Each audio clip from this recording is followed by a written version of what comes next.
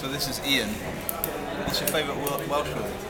Well, I've learned this week how to say beth, bynnag, which means whatever. So it'll come on the heart to be really useful over next week. Right. What are you doing here then? Well, I'm here with Scope Cymru, the Cerebral Palsy charity, and we've been promoting some of our campaigns across Wales here at the National Eisteddfod this week.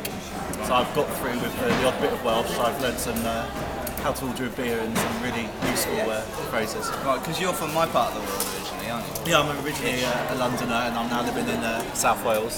So I'm going to be getting on an intensive course very soon in the next few weeks. Yeah, definitely. Definitely, yeah. Right. How have you been sort of getting on with, with living in Cardiff and that? I mean, what's your kind of motivation? Partly through my job, really. I come into contact with lots of people, assembly members, and just coming up to North Wales, because my role covers the whole of Wales. It's just great to be able to communicate with people fully bilingually, really.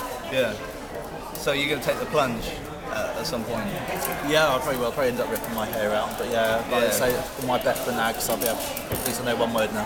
Yeah, I mean, there's quite a lot of different kind of options, isn't there?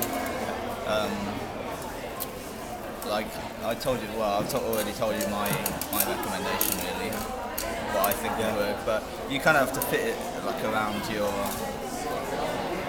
circumstances or whatever, your lifestyle, as it were. Yeah, well, I might go for the before work option now every morning, or I might go for the residential boot camp. So march us up to across the mountains there. Yeah, I mean, I've never been there or done that, so I don't really know that much about it, but it seems... But if I do, I'll let you know. Yeah, let me know. Yeah. Nice one. No, cheers for that. Thanks for being a sport. I'll just send you royalties.